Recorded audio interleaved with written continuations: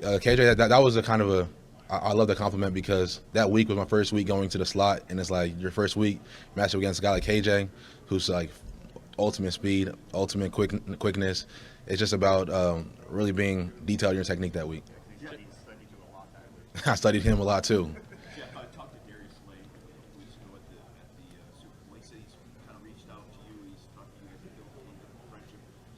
What has that meant for you having a guy like that level kind of reach out, give you some advice, and what does that mean? It's big because I mean in high school, college, I'm always watching Darius Slay, trying to emulate the things he does. He's a great player.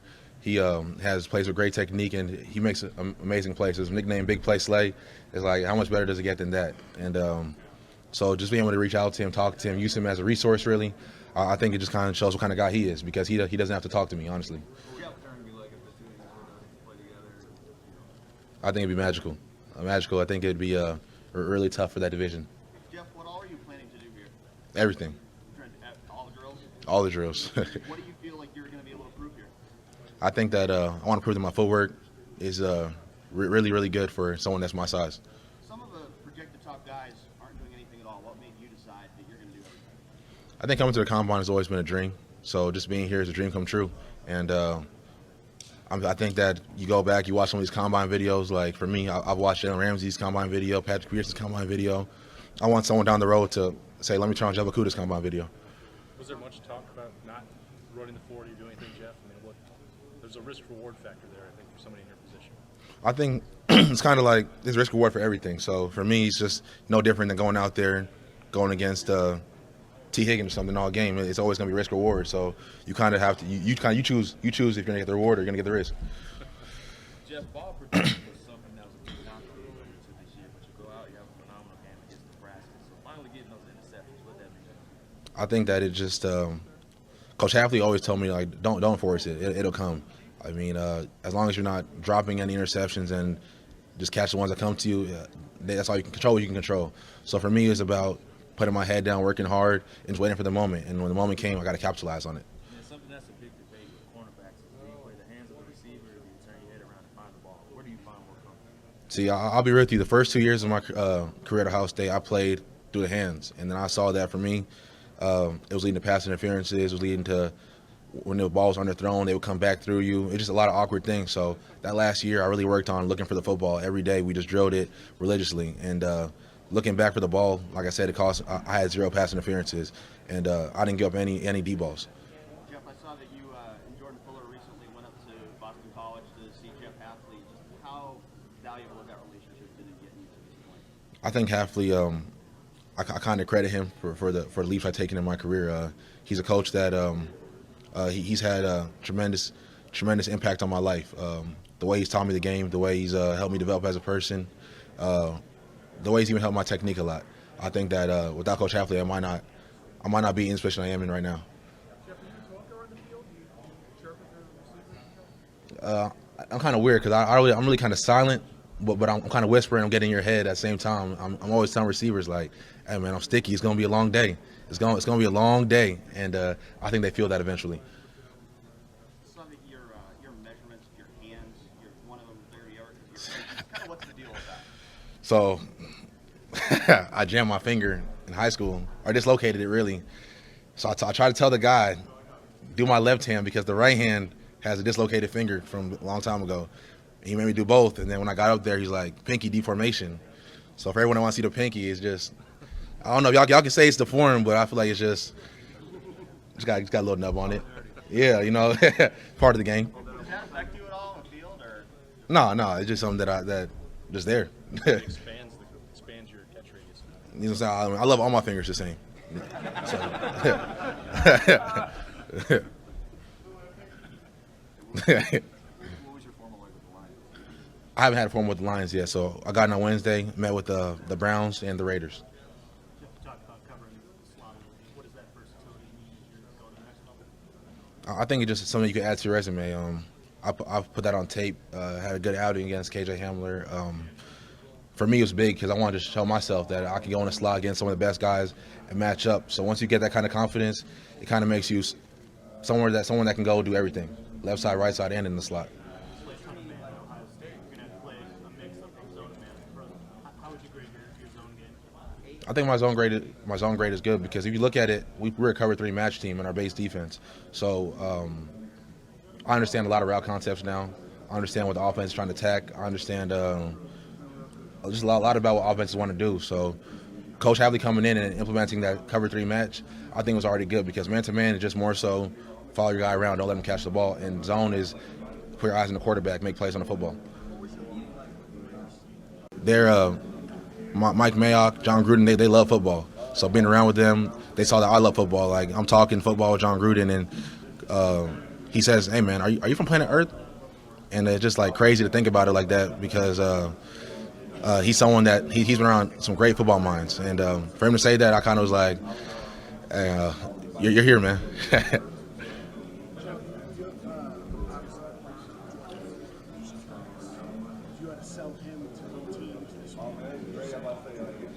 We call him Captain Fuller, quarterback of the defense. So our defense, it doesn't go without him. He's the one who's making the constant checks for the play. He'll alert me, hey, it's just coming. Be on the lookout for this. And usually it's true. So without Captain Fuller, we're not the Silver Bullets defense.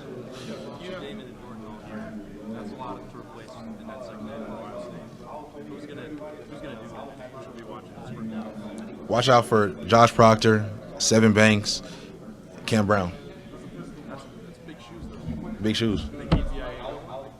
Because we don't replace, we just reload. So the reload is coming. We're going to show while we're BIA, and BIA doesn't ever stop.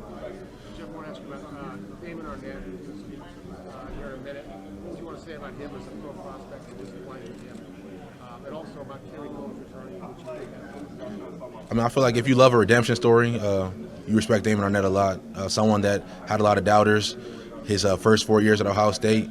But instead of a lot of guys like to kind of cower up, blame a lot of people, but he just put his head down, kept working, and through a broken wrist, put his head down, keep working, and I think he's really starting to reap the benefits of resiliency. And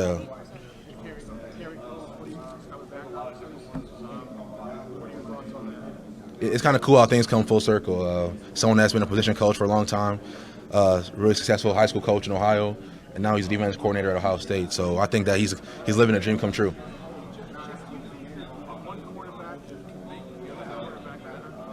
Yeah, because, I mean, when the bar is set so high, it's like me and him are really competitive. We're the ultra competitors. So when I see him make a play, it's like I'm kind of like I'm really happy for him. But then I was like, when is it going to be my turn? It's my turn to make a play now. I can't let him get too far away from me this game and vice versa. So in that way, we had a symbiotic relationship, and this worked out really good.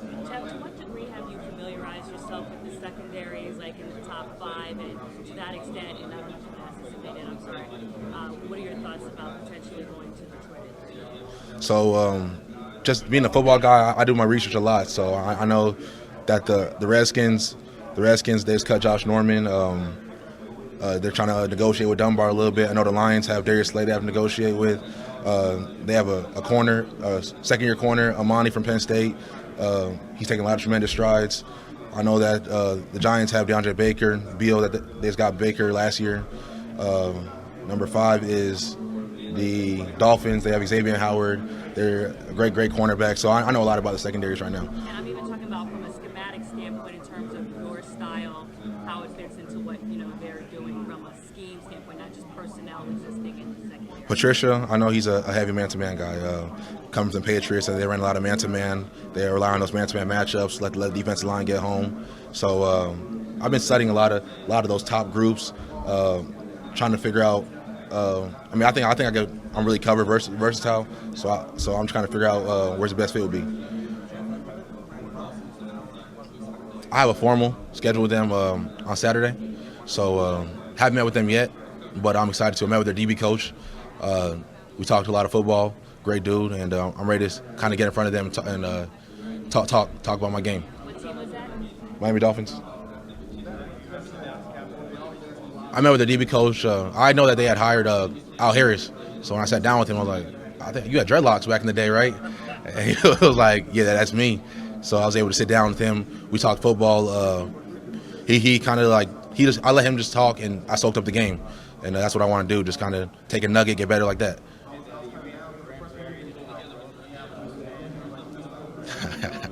Yeah, I did. I did grow up a Cowboys fan.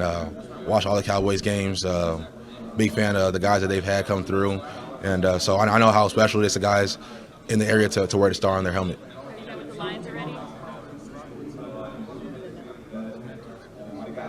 Can you say it one more time?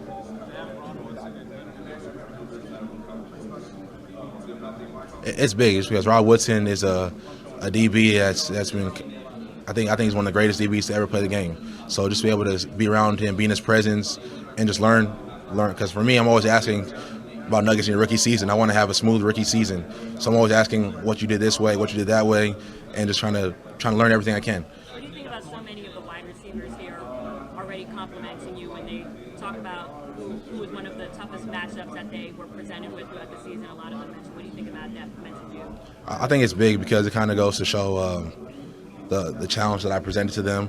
I know a lot of guys, you might get a guy that's kind of raved about a lot, and then when you play him, you're like, he wasn't as good as I thought he was. So for those guys to come out there months after the season's over and be like, that guy, I know I had to bring my A game against him, I think that's big. You sound kind of like you're a football junkie, like more than just preparing for the different situations you might land. It seems like you really are up to date. For sure. I love football. I mean, started playing Madden every day in third grade. Bought Madden ever since that third grade. I bought Madden every single year, and used to be up third grade watching Sports Center. Didn't know everything that was going on, but I was watching Sports Center before I went to school, and I think that's kind of carried on from a love of sports. You mentioned a couple times here that a lot of the wide receivers are not about that wide receiver you cover. All right, I'm about to give out an interesting name. Quintez Cephus from Wisconsin. I think he's the best receiver I went against. Doesn't matter what his 40 time was. I think that he's a football's played in between the lines, and he's a technician, someone that I changed my plan up for every single week. I think he might have been the only receiver to have 100 yards against us, and we knew that going against him, we had to earn our keep. Only wide receiver that what? 100 yards against us.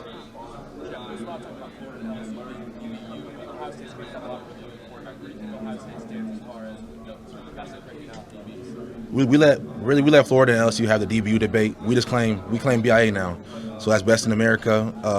We feel our defensive backs constantly have been the best DBs in the country. We feel like we have, look at the stats, look at the numbers. So we don't really concern ourselves with the DBU debate anymore. We kind of let LSU and Florida go at it. What do you like in your personality too when you're on the field or in the secondary? Are you more, audacious? Are you quiet? Are you trying to keep it like a mental game? Like, describe your personality in terms of your play. I think I'm more of like a cerebral guy on the field. Keep it quiet, but then when I make a play, like you're gonna hear me a lot. So I might not even talk to you the whole game. I kind of let my guy Arnette. He does mostly all the talking. If you watched our games, and it's like you come over to me and I'm quiet, and then I just snap, and then you're like, I'm in for a long day.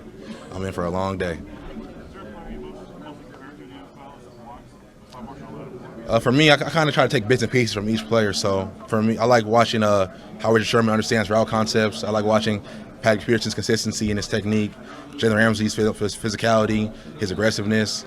I like watching how Stephon Gilmore switches up his leverage every time to bait the quarterback. So I just take bits and pieces and I try to emulate all that. You said earlier you want to have a combine with younger players and get kind of look right in there. What does that kind of performance look like to you versus what you have that sort of combine? So right now in my apartment, I have a whiteboard, and I have all Jalen Ramsey, Patrick Peterson's combine numbers on there. And so I think it's just about putting my numbers up with theirs, and on top of that, going to the field work, showing really good footwork, really loose hips, and putting that on film for guys to watch. How was your training going? Are you happy with the progress that you've had? Definitely. I think I've come in with a really clear mind, really high expectations, and now it's just about bringing them to life. Have you heard from the Jaguars? Do you have a full schedule with them? Yes, sir.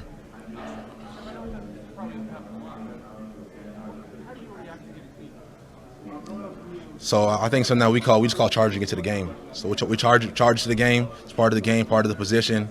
If you kind of soak on it too long, you're due to get beat again. So while it's charging into the game, it's kind of like, all right, you got me that time, now do it again. If you do it again, then do it again. So it's like, I feel like if you have that mentality as a cornerback, you'll be fine most of the time. Do you feel like you have the aura to elevate men around you? great, but also being an impact player to where people feel you on the field. They know that you're on the field, not just at the college level, but at the NFL level. I mean, can you talk about what you feel like your presence is in terms of impacting the other player people around you? I think the aura comes from the work ethic that I put in. So after practice, I'll be out there catching extra balls, doing extra releases with the DBs. Before practice, I'm doing my own workout and stuff like that. And I think that when you kind of see that subconsciously, it's like I see it working for Okudah. I might want to get in on that. And I think when you have guys that all have that mentality, I was getting in extra work. You get a team that's willing to go the extra mile, and I think that it's kind of Ohio State in a nutshell. No, I have a formal with them schedule.